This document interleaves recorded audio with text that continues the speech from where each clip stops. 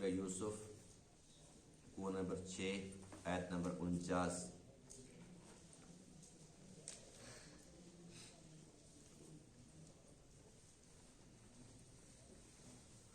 اعوذ باللہ من الشیطان الرجیم،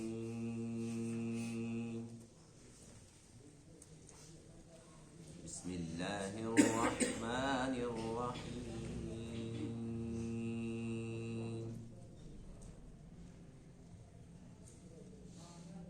وقال الملك ائتوني به فلما جاءه الرسول قال ارجع إلى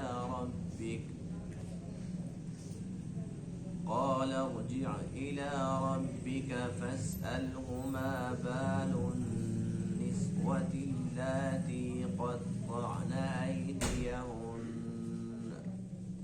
إن ربي بكيدهن عليم۔ قال ما خطبكن إذ راوتن يوسف عن نفسه قلنا حاش لله ما علمنا عليه من سوء۔ قالت امرأة العزيز الآن حصل الحق أنا راودته عن نفسه وإنه لمن الصادقين۔ ذلك ليعلم أني لم أخنه بالغيب وأن الله لا يهدي كيد الخائنين۔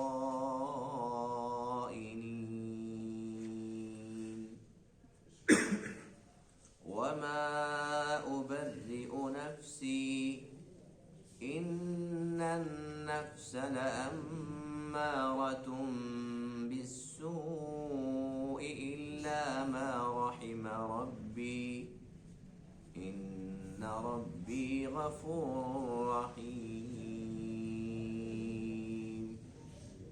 صدق اللہ العظیم۔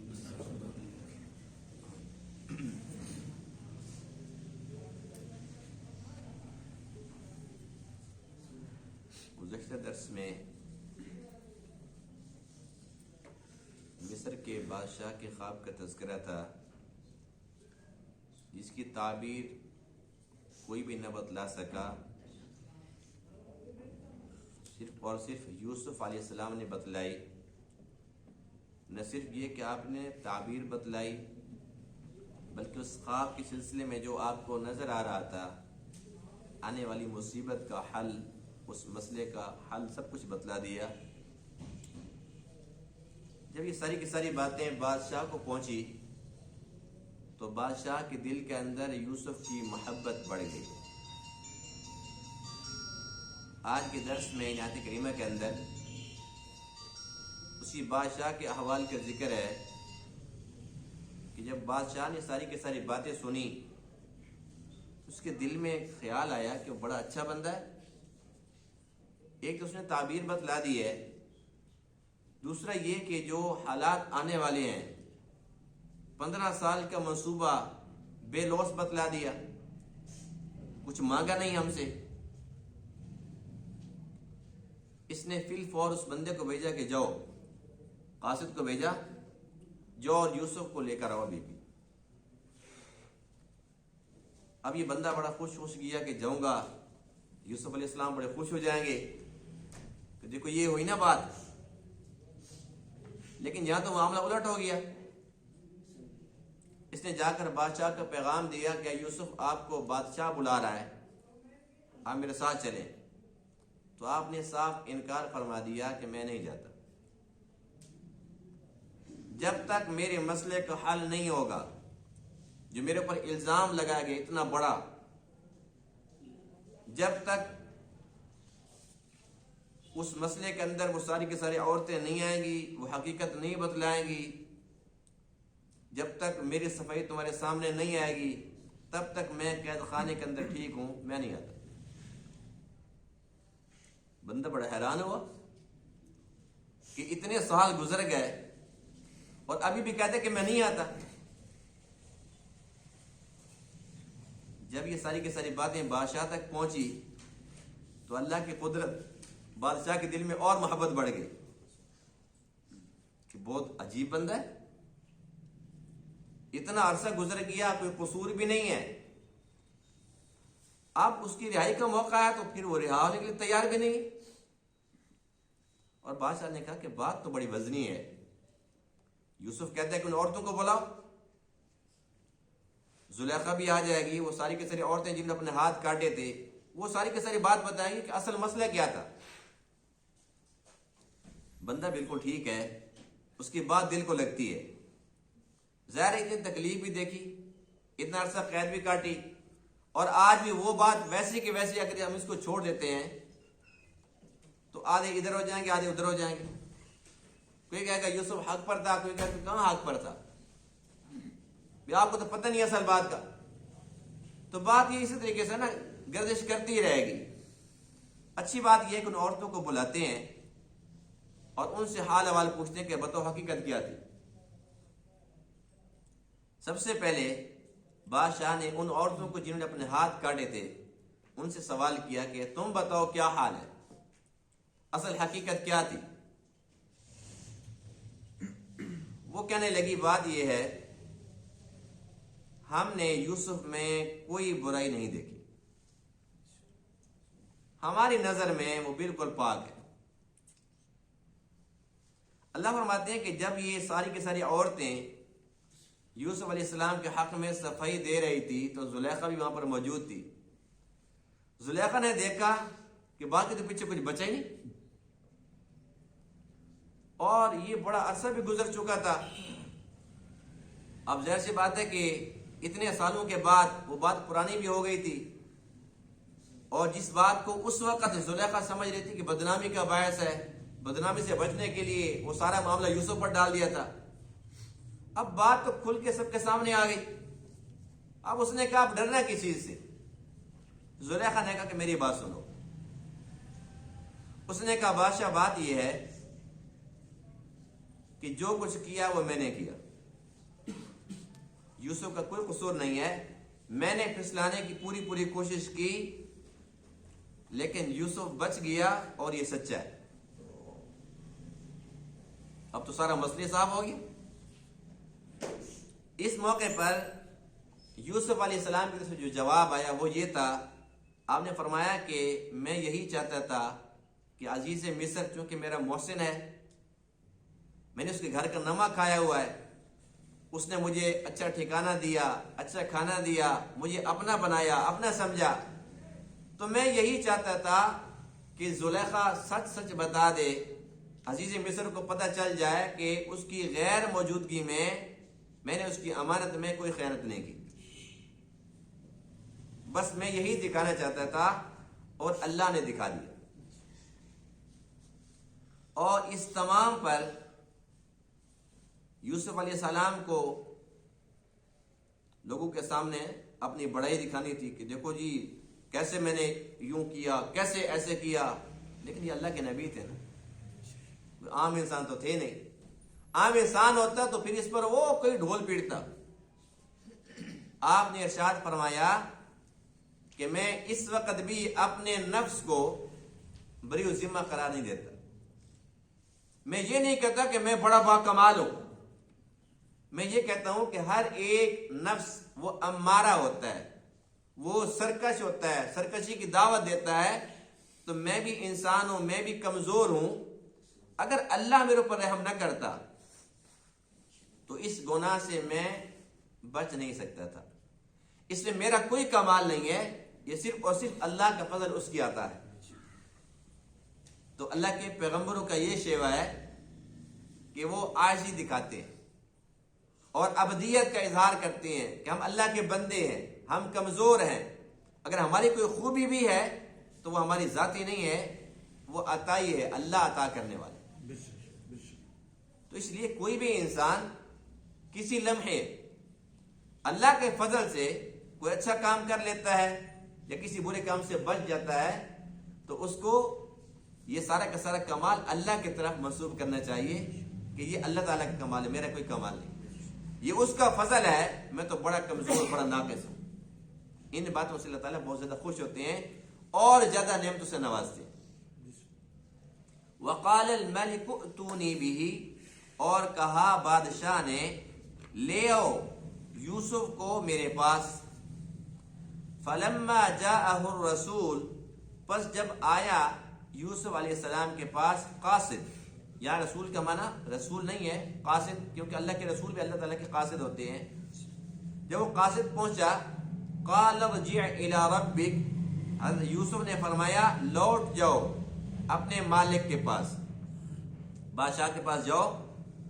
فاسألہ، پھر اس سے پوچھو، ما بال النسوۃ اللاتی قطعن ایدیہن، کہ ان عورتوں کا کیا حال ہے جنہوں نے اپنے ہاتھوں کو کاٹ دیا تھا۔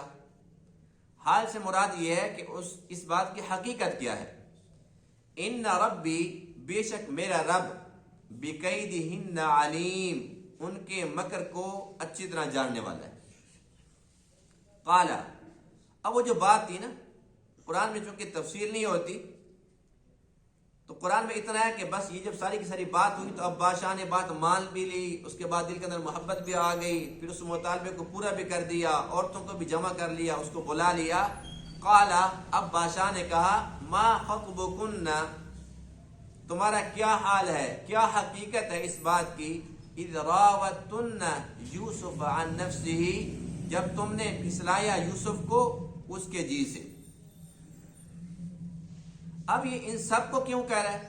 پھسلایا تو زلیخا نے تھا، لیکن یہاں پر جمع کا صیغہ ہے، ما خطبکن اذ راوتن، تم سب عورتوں نے۔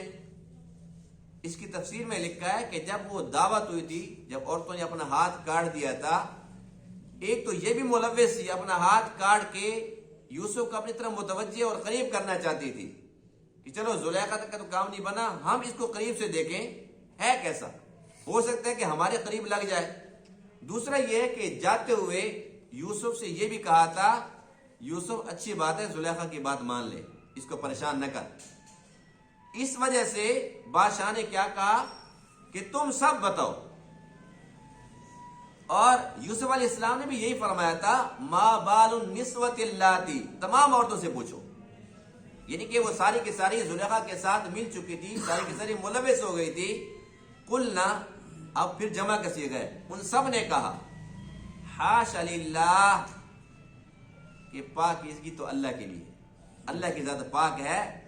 ما علمنا علیہ من سوء، ہم نے نہیں دیکھا اس میں کسی قسم کا برا کام، ہم نے کوئی برائی نہیں دیکھی۔ اب ان سب نے کہا، قالت، اب یہ واحد کا صیغہ آ گیا، اب وہ کہنے لگی، کون؟ امرأۃ العزیز، عزیز مصر کی بیوی، وہ کہنے لگی الآن، اب تو حصحص الحق، حق واضح ہو چکا ہے، ساری بات تو پتہ چلی چکی ہے، اب میری بات سنو، انا راودتہ عن نفسہ، میں نے اس کو پھسلایا تھا اس کے جی سے، یہ سارا کا سارا میرا کیا درا ہے۔ وَإِنَّهُ لَمِنَ الصَّادِقِينَ، اور بے شک البتہ یوسف تو سچوں میں سے۔ ذَلِكَ لِيَعْلَمَ، یہ حضرت یوسف کی بات ہے، فرماتے ہیں کہ یہ اس لیے ہے تاکہ جان لے، کون جان لے؟ عزیز مصر جان لے، انی لم اخنہ بالغیب، کہ میں نے خیانت نہیں کی اس کی پیٹھ پیچھے، جب وہ گھر میں نہیں تھا میں نے یہ گناہ کا کام نہیں کیا، خیانت نہیں کی۔ وَأَنَّ اللَّهَ لَا يَهْدِي، اور بے شک اللہ تعالیٰ کامیاب نہیں کرتا کید الخائنین، خیانت کرنے والوں کی تدبیر کو۔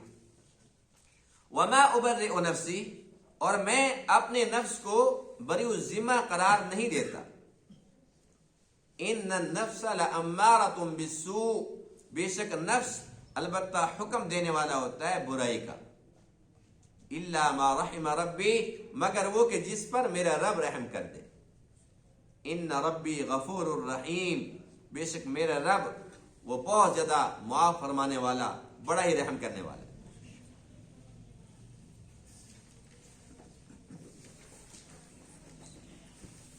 ایک حدیث پاک میں ہے کہ تمام مخلوق کے قلوب جو دل ہیں وہ اللہ کی مٹھی میں ہے، اللہ کے قبضے قدرت میں ہے۔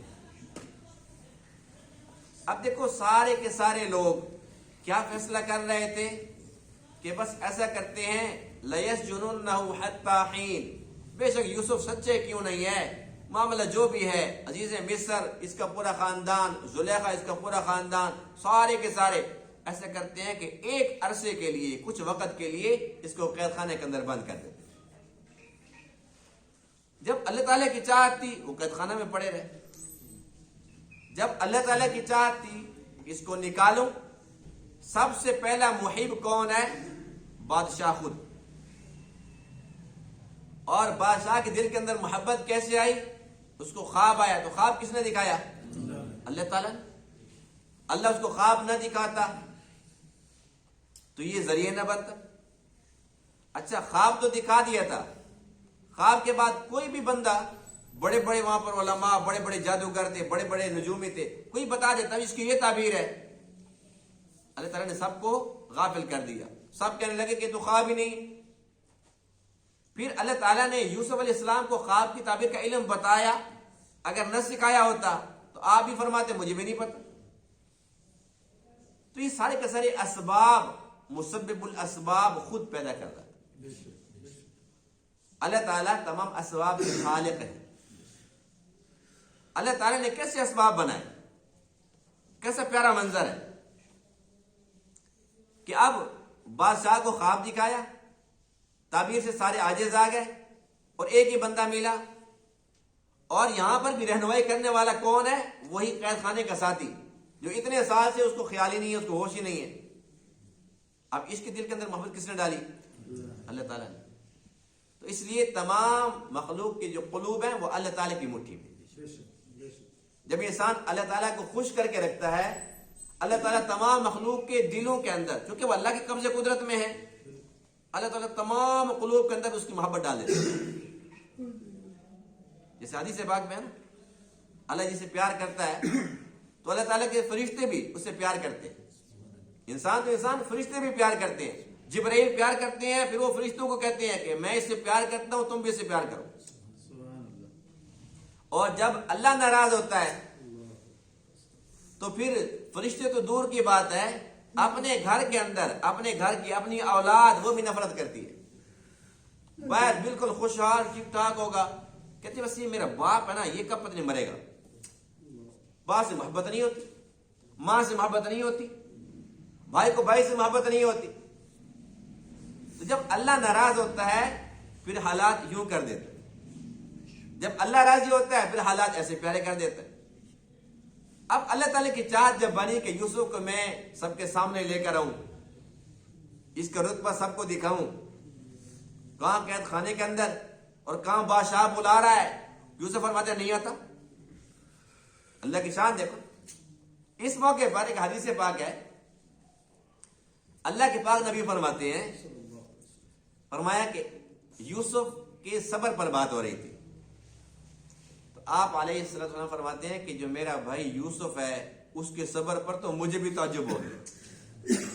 فرمایا کہ سنو، اگر میں ہوتا، سبحان اللہ، اللہ کے نبی فرماتے ہیں، اللہ کے نبی کی عاجزی دیکھو، فرمایا کہ اگر میں ہوتا یوسف کی جگہ تو جیسے قاصد کہتا کہ آؤ بادشاہ بلا رہا ہے تو میں فوراً آ جاتا،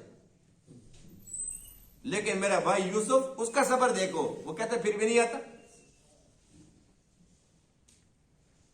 تو یہاں پر یوسف علیہ السلام نے صاف صاف انکار کر دیا، اور اس کی ایک نہیں بے شمار وجوہات تھی۔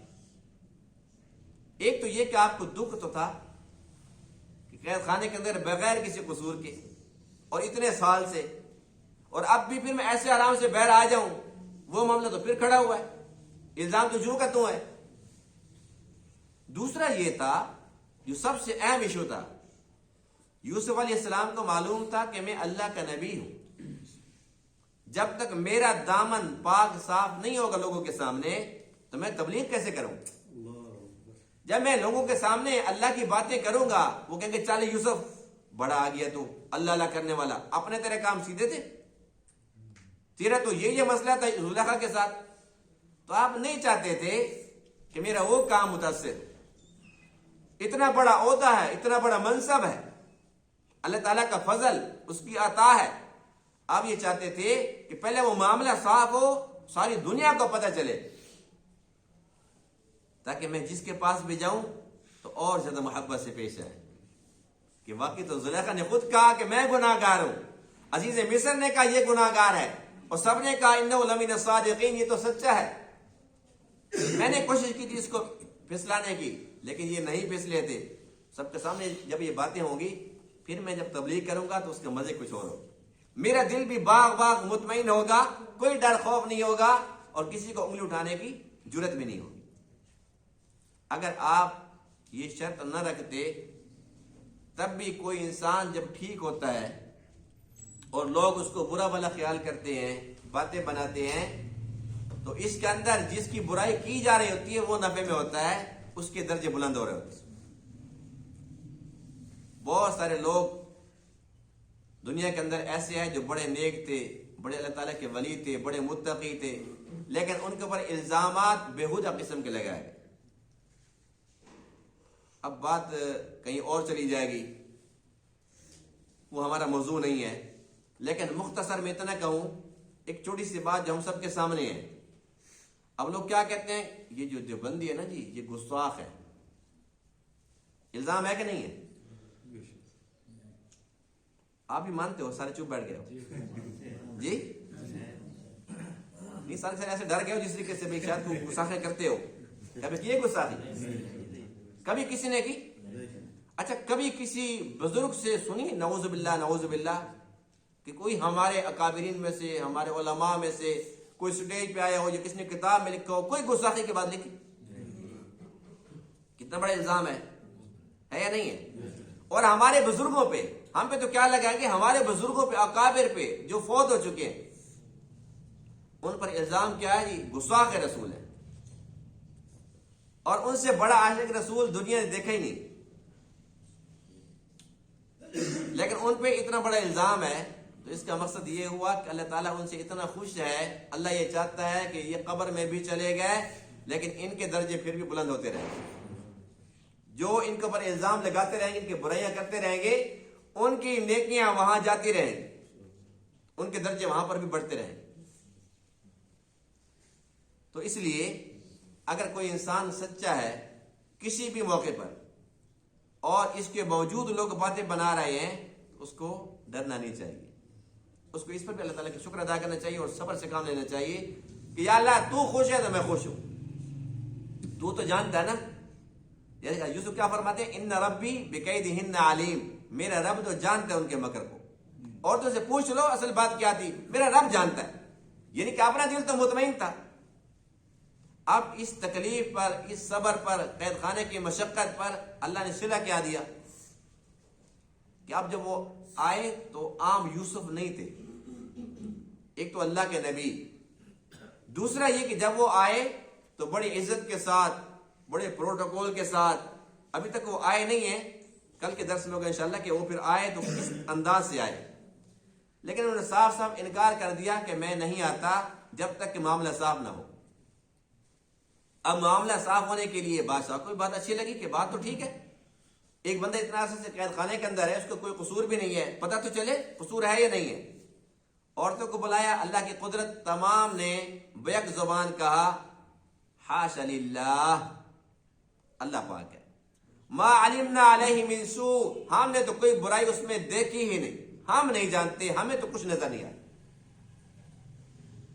اس کے بعد سب سے بڑی گواہی جس نے الزام خود لگایا تھا، زلیخا، اس نے کہا الان حصحص الحق، اب تو حق واضح ہو چکا ہے، بات کھل کے سامنے آ چکی ہے. اب میرا بیان یہ ہے، انا راودتہ عن نفسی، میں نے کیا جو کچھ کیا، میں نے برگلانے کی کوشش کی، وانہ لمن الصادقین، اور یہ بالکل سچا ہے.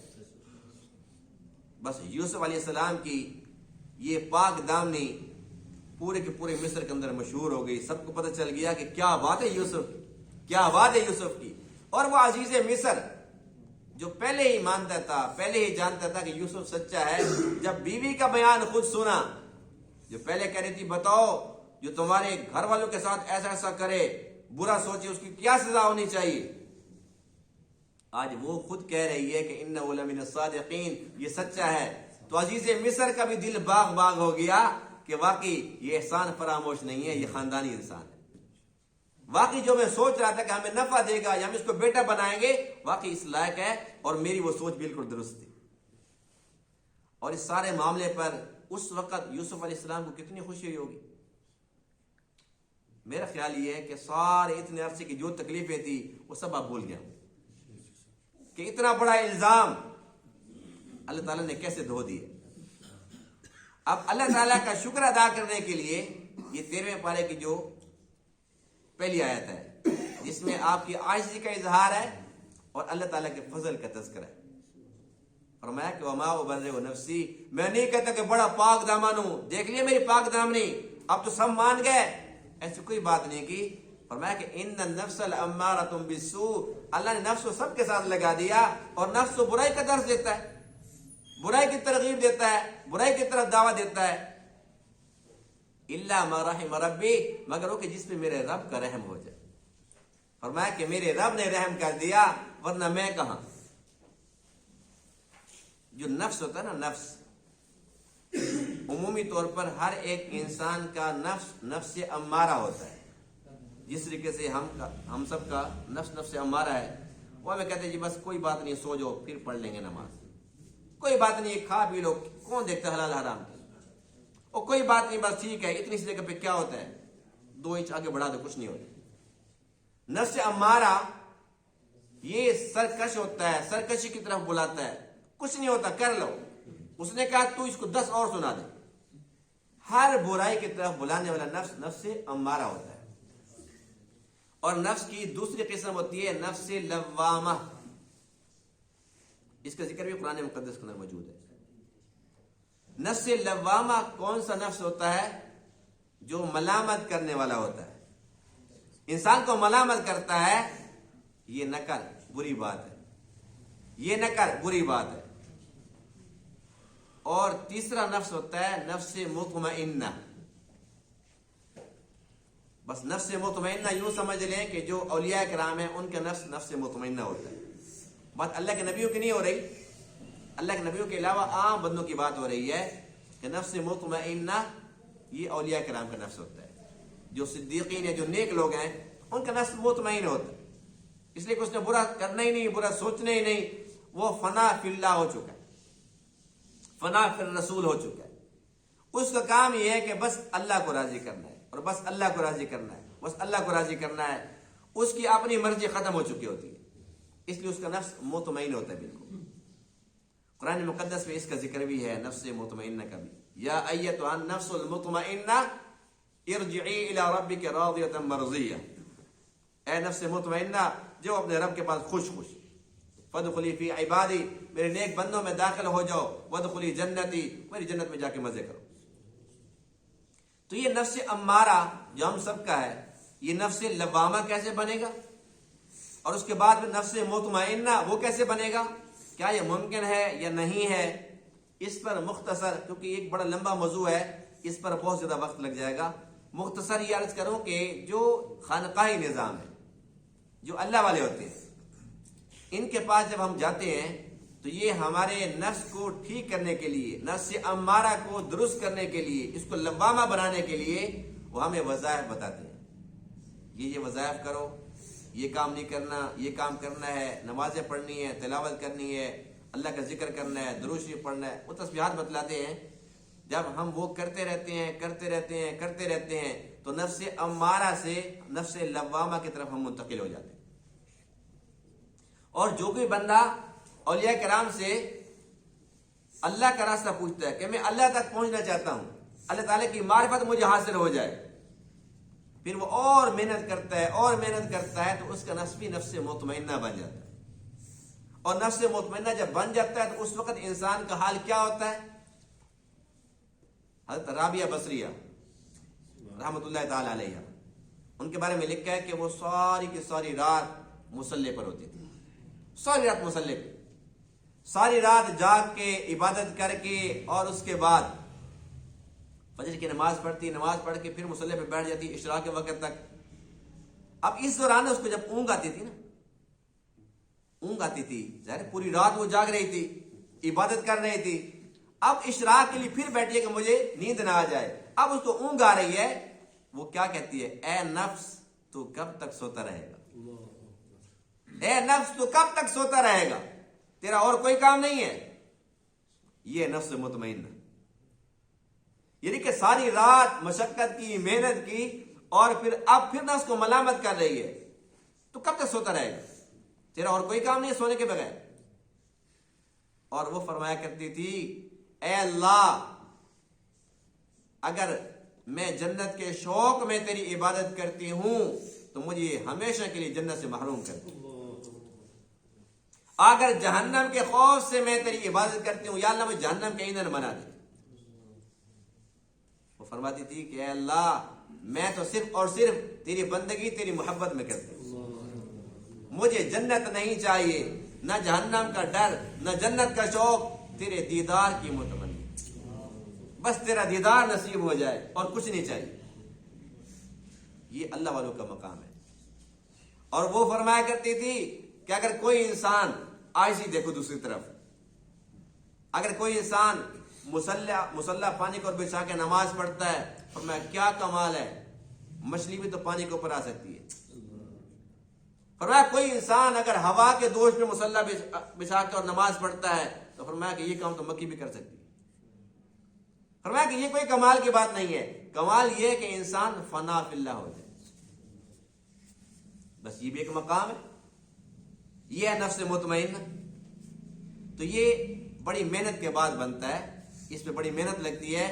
آج کل ہم کہتے ہیں خانقاہوں کا فائدے کوئی نہیں، اور ہم خود سارے کے سارے حسن بصری بنے بیٹھے ہیں، جنید بغدادی بنے ہوئے ہیں۔ ہم کیا کہتے ہیں؟ میں تو وہاں گیا تھا، بس میرا تو دل ہی مطمئن نہیں ہوا، مجھے تو کچھ نظر نہیں آیا، پیر صاحب میں کچھ نظر نہیں آیا۔ ایک اندھا بندہ کہنا، اندھا کہتے ہیں جی مجھے تو کچھ نظر ہی نہیں آ رہا، تو ہم کیا کہیں گے؟ بھی تو اندھا ہے، تجھے نظر آئے گا کیا؟ ہم ہیں تو اندھے، لیکن ہم بزرگوں کے پاس جا کر پھر ہم ڈینگے مارتے ہیں کہ مجھے کچھ نظر نہیں آیا۔ اتنے لمبے چوڑے دعوے، پتہ نہیں ہم اپنے آپ کو سمجھتے کیا ہیں۔ اور اگر کوئی بندہ وہاں جاتا بھی ہے تو مجھے میری بکری بیمار ہے جی، وہ بھینس کے لیے تھوڑا سے گڑ دم کر کے دے دو، کوئی آٹا لے کے جاتا ہے اس کو دم کر کے دے دو، کوئی کالی مرچیں لے کے جا رہا ہوتا ہے، کوئی چینی لے کے جاتے ہیں بچوں کے لیے۔ یعنی کہ وہ بیٹھے ہوئے ہیں، ان کا کام یہ نہیں ہے، وہ ہمارے روحانی طبیب ہیں، روحانی ڈاکٹر ہیں۔ وہ بیٹھے ہوئے ہیں کہ لوگ ہمارے پاس آئیں، ہم سے اللہ اللہ سیکھیں، اللہ تعالیٰ کی معرفت کے اسباق ہم سے لے، اللہ تک کیسے پہنچنا ہے، اللہ تعالیٰ کا دیدار کیسے نصیب ہوگا، یہ باتیں ہم سے پوچھو۔ تم کہتے جی بکری بیمار ہے اور ہماری گائے بیمار ہے اور بھینس بچہ نہیں دے رہی، 2 سال ہو گئے، تو ہم ان کاموں تو نہیں بیٹھے ہوئے، ایسی بات ہے کہ نہیں؟ تو اس بات کی ضرورت ہے کہ ہم اللہ والوں کے پاس جائیں تو مریض بن کر جائیں اور ان کو بتائیں۔ جیسے ڈاکٹر کے پاس جاتے ہیں نا، وہ ایک بات پوچھتا ہے کہ بھوک لگتی کہ نہیں لگتی، ہم کہتے ہیں بھوک تو لگتی ہے لیکن نیند نہیں آتی، اگلی بات خود ہی ہم شروع ہو جاتے ہیں۔ تو یہ ہمارے روحانی ڈاکٹر ہیں، ان کے پاس جائیں، ان کو بتائیں کہ حسد کی بیماری ہے، غیبت کی بیماری ہے، حرام خوری کی بیماری ہے، چغل خوری کی بیماری ہے، بد نظری کا مریض ہوں، اب میں کیا کروں؟ اپنی بیماریاں بتائیں گے، اس کے بعد پھر وہ نسخہ تجویز فرمائیں گے، علاج بتائیں گے، ہم پھر پرہیز بھی کریں گے، گناہوں سے بچیں گے، اور پھر وہ دوائی استعمال کریں گے، نسخہ استعمال کریں گے، اللہ اللہ کریں گے، تو پھر انشاءاللہ جو ہمارا نفس ہے وہ امارہ سے نکل جائے گا، کم سے کم مطمئنہ نہیں بھی بنے گا تو لوامہ تو بن جائے گا، ملامت تو کرے گا کہ بھائی نہ کر، اللہ دیکھ رہا ہے، اللہ ناراض ہو جائے گا۔ اگر اتنا بھی بن جائے تو انشاءاللہ بہت ہے۔ اللہ تعالیٰ تمام باتوں کو سمجھنے عمل کرنے کی توفیق عطا فرمائے۔ وآخر دعوانا الحمدللہ رب العالمین۔